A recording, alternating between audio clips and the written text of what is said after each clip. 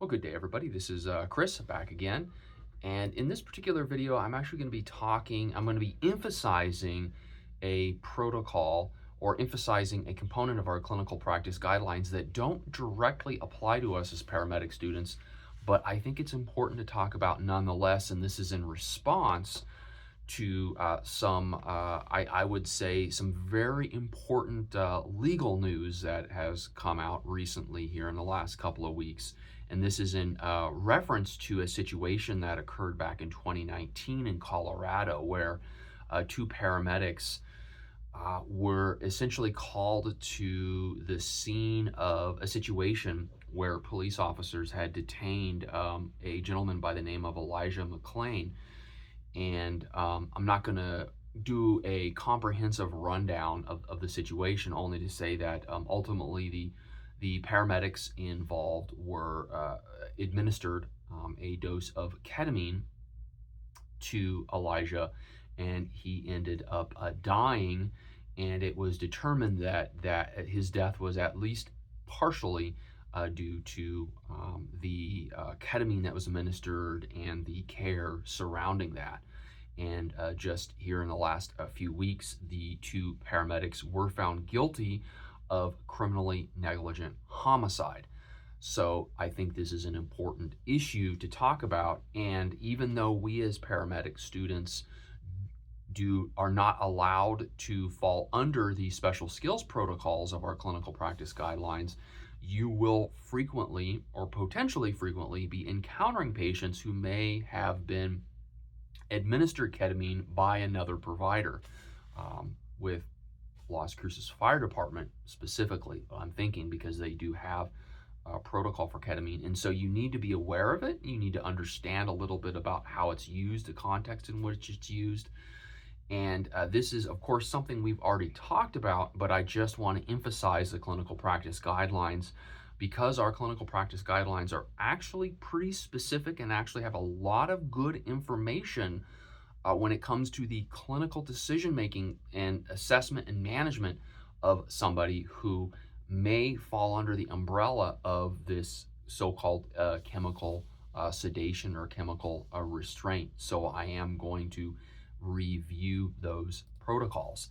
So these can be referenced in our clinical practice guidelines. I've got the link in Canvas under the OEEM 240, 241 courses that you're all taking right now. This is going to be under the guidelines, specifically in the medical guidelines section. And this is going to be noted as sedation of the agitated patient with medication. So let's just go ahead and review this clinical practice guideline. So this is sedation of the agitation patient with medication. Introduction. This guideline brings together various elements of sedation of patients from other guidelines in this document. You should reference those. Medication-assisted sedation of the severely agitated, delirious, combative, drug-impaired, and impaired violent patient who poses a risk of harm to themselves is far safer and more effective than physical restraint. Patients in these hypermetabolic states are at risk for disability or death, and using physical restraints places them at heightened risk for poor outcome. A sedation is only undertaken under the following conditions. The individual has been turned over to EMS as a patient, a medical indication for sedation is established, and transport to an appropriate medical facility is available within a reasonable amount of time. So those are the three basic criteria that have to be met. As noted, the treating paramedic and team make the decision to sedate the patient with medications. Medication-assisted sedation is not a law enforcement decision. However, officers may be the source of the referral and may be needed to assist in restraining the patient during medication administration. Always act to ensure the patient's safety and well-being. All right, so with that preamble out of the way, let's go into the guidelines. All right, guideline 1. The patient may be the subject of a 911 call or referral from MIH/light team or law enforcement. In all cases, the subject must be turned over to EMS as a patient to determine the needs of the patient and whether sedation is indicated. 2. All patients need to be assessed to the extent that the patient's condition allows, including a history and physical examination. 3, sedation has significant risks and should only be done for the safety and well-being of the patient and care providers. 4, once it is determined that sedation is indicated, it is paramount that all equipment, manpower, and medications are prepared before an attempt is made. Personnel will be prepared to administer the medication, monitor the patient, and manage any adverse events. Adverse events are rare but need to be anticipated. 5, the following medications are approved for medication-assisted sedation. And these include the following. A, ketamine. Ketamine is a New Mexico special skill medication. The dose is 2 to 4 milligrams per kilogram IM. It is generally effective within 5 minutes, limited to patients 13 years and older. Midazolam, B. Midazolam is a benzodiazepine. The dose is 5 to 10 milligrams IM, and it may take up to 20 minutes to become effective. C. The choice of medication is up to the treating paramedic. In general, pure cases of psychosis from schizophrenia, manic psychosis, and other isolated psychoses without drug involvement can be managed best with midazolam. Ketamine can aggravate psychosis. If psychoactive drugs may be involved, ketamine may be the preferred agent. D, once sedation appears effective and the patient is calm and able to cooperate, all physical restraint and restraints should be removed. The patient must be kept in a comfortable position that facilitates breathing and hemodynamic stability. E, the patient should be closely monitored by a paramedic. Vital signs, pulse oximetry, and end-tidal CO2 will be monitored, as well as the patient's airway and ventilation.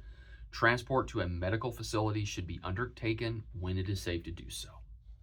All right. 6, in unusual situations where ketamine appears to be ineffective or even aggravates the patient's agitated state, it is safe to administer midazolam.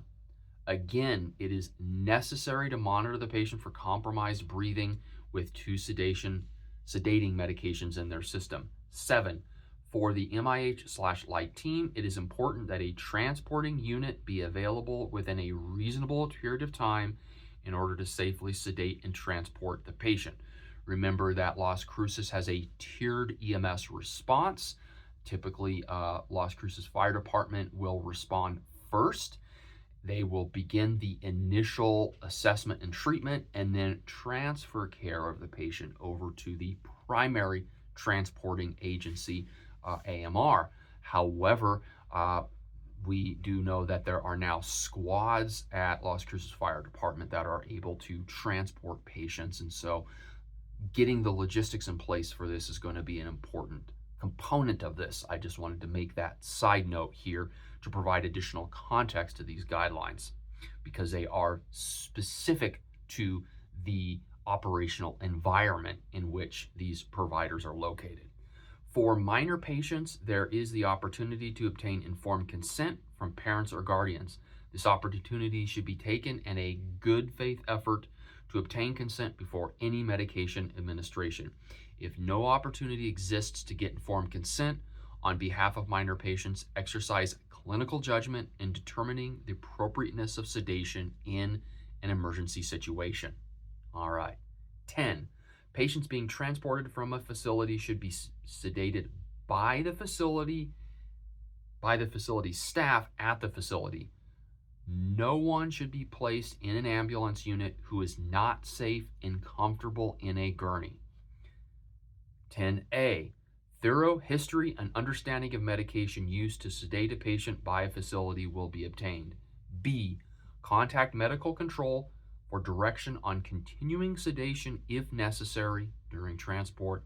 And C, collaboration with the facility is necessary to ensure the safety of the patient and responders.